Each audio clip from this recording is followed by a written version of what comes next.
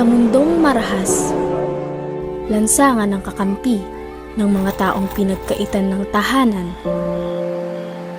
Araw-araw ay may kapahamakan na kasama, ngunit pikit matang makikisama sa pag-asang may alis sa ligaw na tadhana.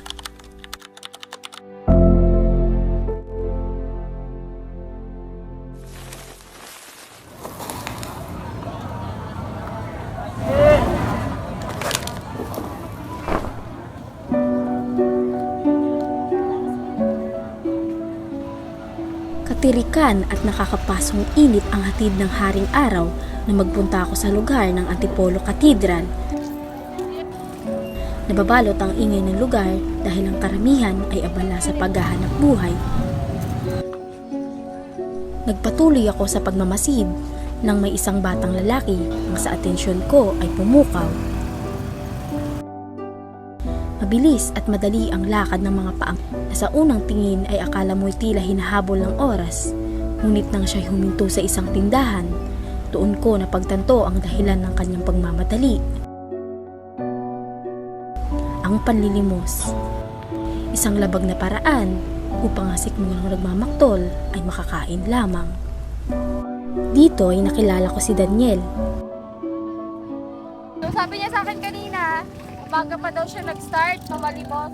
17 taong gulang na si Daniel at sa kabila ng kanyang murang edad, mulat na ang kanyang isipan sa masakit na realidad. Puno ng putik ang kanyang munting mga paa. Nangangahulog ang matagal at mahabang oras na ang kanyang ginugugol sa panlilimos. Hirap din magsalita ang bata dahil sa kanyang kalagayan. Daniel, yung mga kinikita mo araw-araw sa pamalimos, saan mo dinadala yun? Kay mama, ano ginagawa? Pambili ng bigas. Napag-alaman ko na hindi na sa lansangan nakatira si Daniel. Wala mo ba ikwento kung paano ka nakita ni Alvin at paano ka niya dinala doon sa bahay niyo? Diyan. Oh. Ano nangyari? Makain ka? Ang lakad. Ngunit sa madilim na yugto ng kanyang buhay, na sa kanya ay nagkulong at umapi, ay tila ba nasiwanagan ng liwanag at pag-asa. Sabi ni Alvin, dito daw muna matutulog. Eh hanggat sa yung ano na nga, sabi nga nila, wala naman daw mauwian, walang ano. Sumama na nga siya rin. Buong pusong tinanggap ni Nanay Angelita si Daniel, tuloy ang kinupkop, nalagaan at itinuring na parang sarili niyang anak. Mga bata, May dalang pasalubong.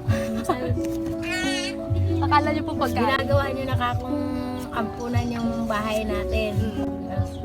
Yun na nga, sabi ni Alvin, dito daw muna matutulog. Mahirap man ang buhay ni Nanay Angelita, ngunit mayaman naman siya sa pagmamahal, bagay na hindi makukuha ng sino man. Sa Pilipinas ay may naitala na 4.5 bilyong mga kababayan nating Pilipino ang walang tirahan o walang permanenteng tirahan.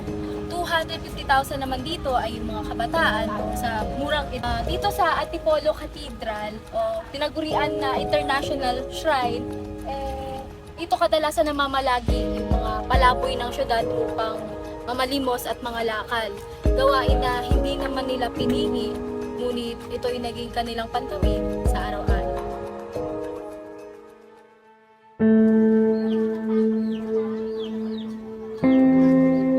Naghanda na ang dalawang bata, ipinwesto na sa labas ang kariton at hinakot na ng palabas ng iskinita ang mga gulay na magbibigay sagana sa pamilya. Ito na yung kariton.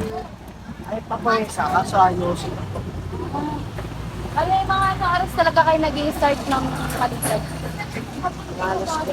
Alas na. Ngayong araw ay kasama ni Daniel ang kanyang kaibigan na si Buboy sa pagtitinda. Kasama ito ng pamilya Oliva sa kanilang tahanan. Kagaya kay Daniel, itinuring na rin ito na isang parte ng pamilya.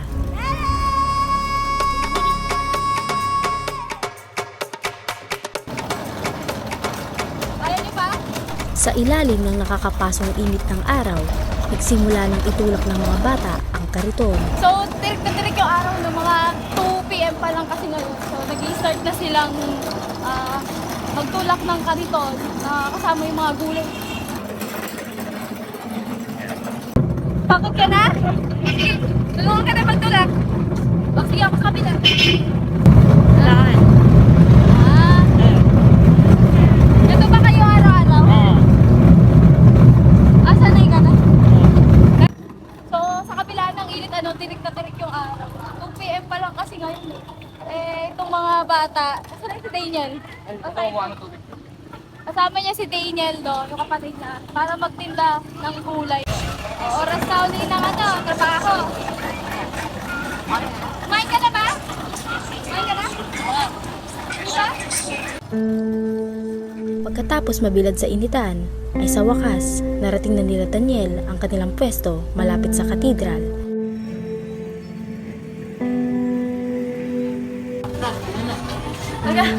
So sa hinahaba ng paglalakad o pagtutulak nitong kariton, nakarating na tayo sa pwesto nila. So dito lang yun. Binakaharang pang motor. So kailangan pa maghintay para may parada na yung paninda nila.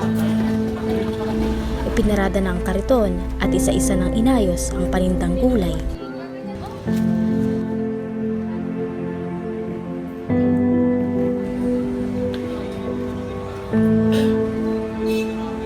Okay, kailan mo nakilala si Daniel? Alay lakad. Alay lakad? Nakikita ko po dito. Anong ginagawa niyo sa araw-araw magkasama kayo? Apo, umano lang po kami ng paninda. Titinda.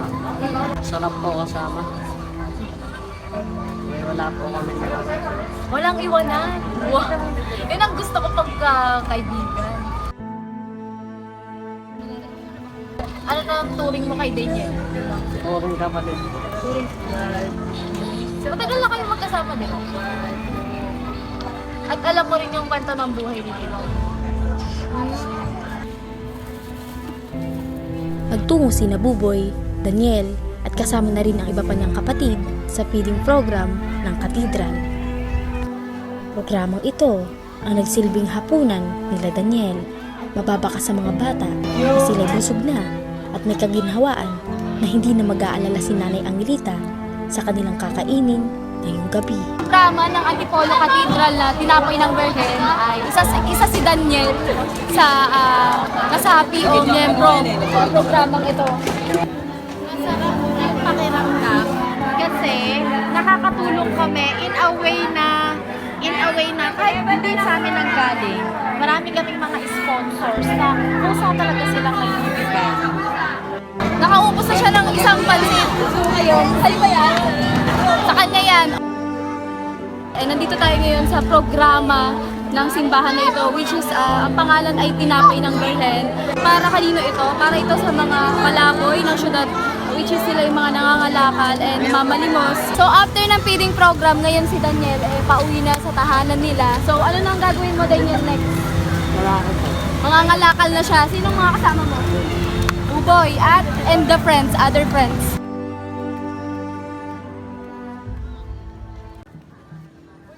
Pagkatapos ng kanilang mahabang araw sa kalsada, akala ko ay makapagpahinga na sila Daniel at Buboy. Pero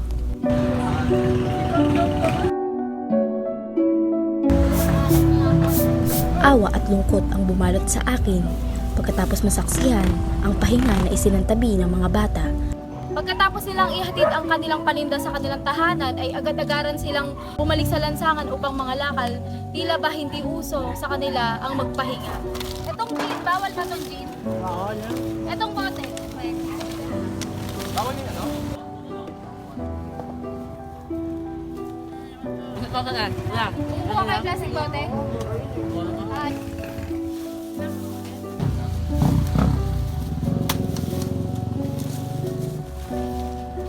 Marami silang dalang sako, nangangahulugan na sila'y magtatagal sa lansangan.